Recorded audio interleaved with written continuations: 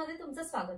फक्त पनीरचा वापर करून आपण कितीतरी वेगवेगळ्या प्रकारच्या भाज्या बनवू शकतो आणि म्हणूनच आजच्या भागामध्ये आपण पनीरची एक झटपट आणि सोपी रेसिपी पाहणार आहोत। रेसिपीचं नाव आहे तवा पनीर। चला तर मग पाहूया हे तवा पनीर कसं करायचं। तर हे तवा पनीर करण्यासाठी इथे मी एक खोलगट तवा गरम करून घेतलाय। आता यात घालायचं 2 ते 3 चमचे तेल आणि तेल छान तापलं की यामध्ये पाव चमचा ओवा घालायचा। या ओव्यामुळे खूप छान फ्लेवर येतो या भाजीला। आता यात घालूया 2 बारीक चिरलेले कांदे। इथे मी मोठे कांदे घेतले आहेत।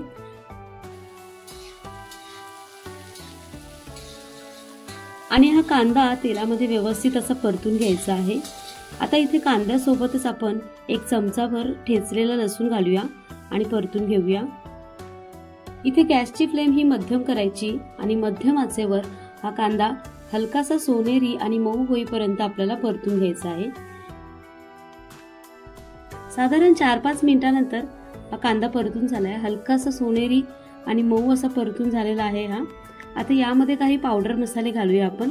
तर यामध्ये अर्धा चमचा हळद, त्याचबरोबर 1 चमचा तिखट लाल मिरची पावडर, 1 चमचा धने आणि जिरेची पावडर,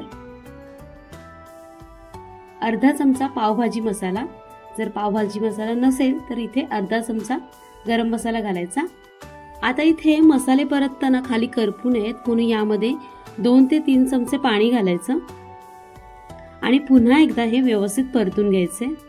आता इथे मसाले परतून झालेत। आता यामध्ये आपण 2 मध्यम आकाराचे बारीक चिरलेले टोमॅटो घालूया आणि हे टोमॅटो या मसाल्यांमध्ये व्यवस्थित असे मिक्स करून घ्यायचे।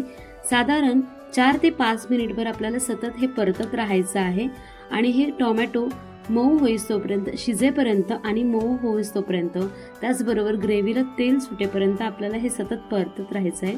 तुम्ही ते बघू शकता, ह्या अशा पद्धतीने मॅश करून ही ग्रेव्ही आपल्याला मऊ करून घ्यायची आहे। आता इथे भाजीसाठी लागणारा मसाला तयार आहे। यामध्ये घालूया चवीप्रमाणे मीठ आणि पुन्हा एकदा हा मसाला व्यवस्थित असा परतून घेऊया।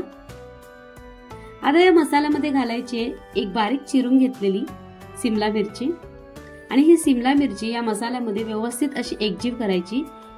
पण ही मिरची आपल्याला जास्त शिजवायची नाहीये, त्याचा हलकासा क्रंचीनेस आपल्याला तसाच ठेवायचा आहे। आता या ग्रेव्हीमध्ये घालूया पनीर। तर इथे मी साधारण पाव किलो पनीर घेतलं आहे आणि त्याचे असे छोटे क्यूब्स करून घेतले आहेत। आता हे ग्रेव्हीमध्ये घालूया आणि ही ग्रेव्हीमध्ये व्यवस्थित असे एकजीव करून घ्यायचे। पनीरच्या प्रत्येक तुकड्याला हा मसाला व्यवस्थित असा कोट झाला पाहिजे आणि जोपर्यंत हे पनीर या ग्रेव्हीमध्ये व्यवस्थित असे मुरत नाहीत तोपर्यंत ते आपल्याला सतत परतत राहायचंय। साधारण 2 मिनिटांनंतर तुम्ही बघू शकता हे तवा पनीर मस्त असं परतून झालं आहे। त्याला तेलही छान सुटलं आहे। आता यामध्ये घालूया कसुरी मेथी। ती घालताना नेहमी हातावर क्रश करून घालायची। या कसुरी मेथीमुळे पनीरच्या कुठल्याही भाजीला खूप छान चव लागते। आणि अशा पद्धतीने फायनली हे तवा पनीर तयार झालं आहे। आता यावर घालूया फ्रेश बारीक चिरलेली कोथिंबीर आणि हे गरमागरम चमचमीत असं तवा पनीर खाण्यासाठी तयार आहे।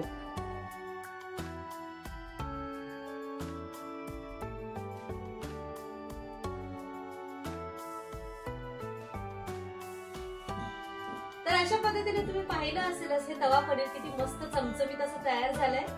तुम्हाला ही आजची रेसिपी आवडली असेल तर नक्की करून बघा आणि कमेंट मध्ये मला नक्की कळवा। व्हिडिओला लाईक करा, जास्तीत जास्त शेअर करा। मीनस रेसिपीजला अजूनही सबस्क्राईब केलं नसेल तर लगेच सबस्क्राईब करा आणि सोबतच बेल आयकॉनवर क्लिक करा। पुन्हा भेटूया अशाच एका नवीन व्हिडिओ सोबत। तोपर्यंत बाय बाय, धन्यवाद।